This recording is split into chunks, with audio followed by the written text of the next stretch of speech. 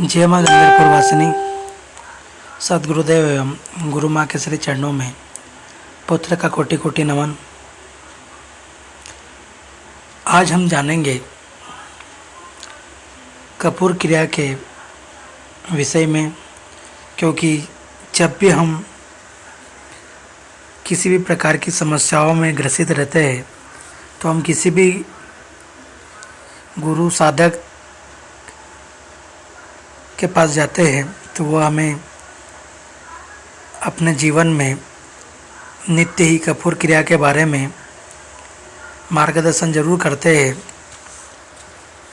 तो आज हम उसी कपूर के बारे में जानेंगे कि आखिर कपूर क्रिया से होता क्या है और कपूर क्रिया का हमारे जीवन में क्या प्रभाव पड़ता है।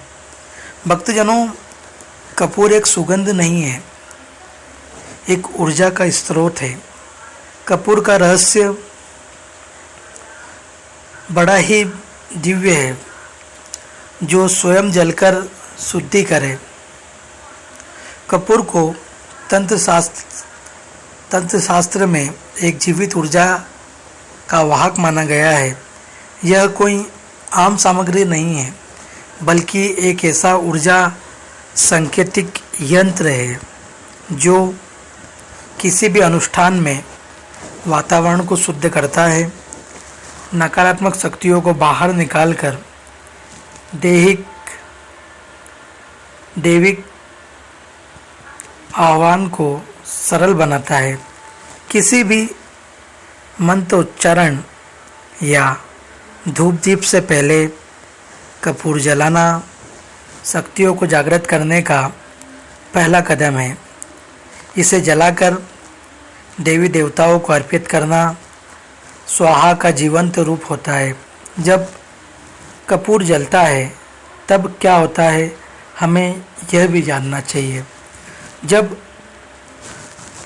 हम अपने साधना काल में रहते हैं या पूजा पाठ करते हैं नित्य, और जब हम कपूर जलाते हैं तब वह धुएं के रूप में नकारात्मक ऊर्जा को अपने अंदर सोख लेता है। उसकी तीव्रता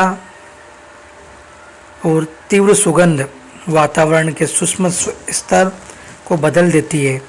यही कारण है कि कई साधक अपने तांत्रिक प्रयोग में कपूर और इत्र का संयोजन करते हैं।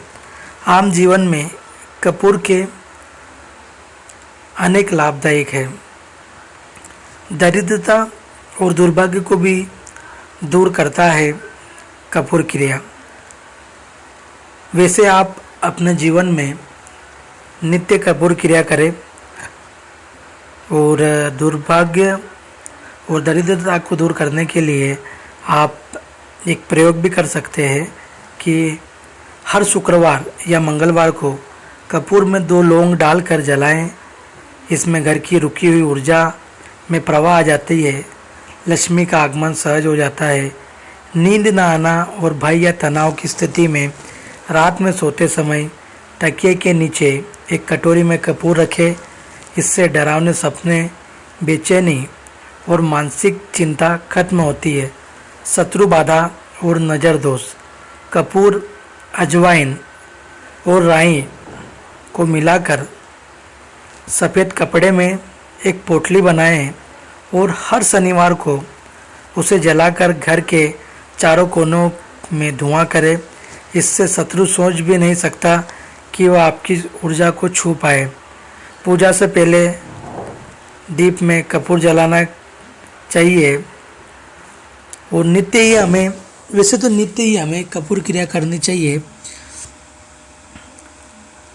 दीपक में थोड़ा कपूर मिलाकर जलाने से देवी देवता प्रसन्न होते हैं, जिससे सकारात्मक ऊर्जाएं आपकी ओर आकर्षित होती है।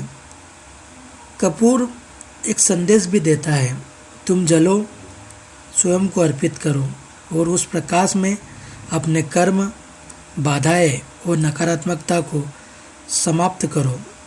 कपूर केवल एक सुगंध या परंपरा नहीं है, यह एक ऊर्जा का प्रज्वलित रूप है जो हमारे ऊर्जा को चैतन्य करता है। क्या आपने आज कपूर से पहले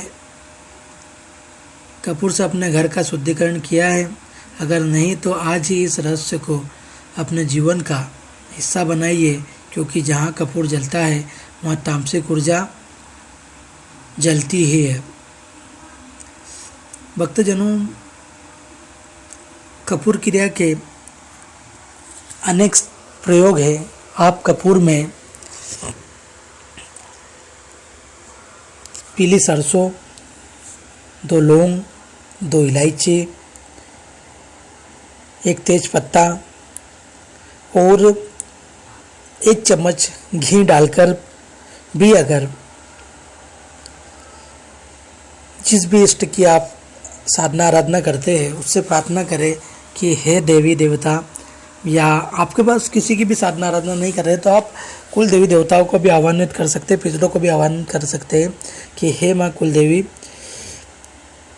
हमारे घर परिवार में जो भी नकारात्मक शक्तियाँ है, जो भी किया कराया है, उसको इस कपूर क्रिया में लाकर जलाने की कृपा करें। और फिर उस कपूर को आप जलाएं और हो सके तो उस कपूर को आप पूरे घर में घुमाएं और उस कपूर क्रिया का लाभ आप नित्य लें। मैं आपको विश्वास दिलाता हूँ, अगर आप क्रमबद्ध तरीके से कपूर क्रिया आपके जीवन में करते हैं नियम बना करके, तो आपके जीवन में जो भी रुकावटें हैं, जो भी समस्या है, वो धीरे धीरे हल होने लगती है। देखिए, तंत्र एक प्रयोग है और इसे समझने में बहुत समय लगता है। कोई जादू की छड़ी नहीं है। जिस तरह से लोग प्रस्तुत करते हैं उसी तरह से ये कोई जादू की छड़ी नहीं है। इसीलिए सोच समझ कर चिंतन करें, मनन करें और हमेशा ध्यान रखें, साधना के मार्ग पर तभी आगे बढ़े जब आपके पास योग्य साधक गुरु हो। क्योंकि आज पॉडकास्ट के माध्यम से लोगों को सिर्फ और सिर्फ भ्रमित किया जा रहा है। जिनके पास अपना स्वयं का कोई स्थान नहीं है, वो भी आज बड़ी बड़ी शक्तियों के बारे में ज्ञान दे रहे हैं, लेकिन वह ज्ञान सिर्फ और सिर्फ उनका साधनात्मक नहीं है, सिर्फ किताबी ज्ञान है। किताबी ज्ञान के चक्कर में अपना जीवन बर्बाद न करें, योग्य साधक गुरु के सानिध्य में ही साधना आराधना करें और अपने जीवन को सुख, समृद्धि और वैभव की दिशा में आगे बढ़ाए। जय माँ बगलामुखी, जय श्री महाकाल, जय माँ गंधर्वपुर वासिनी।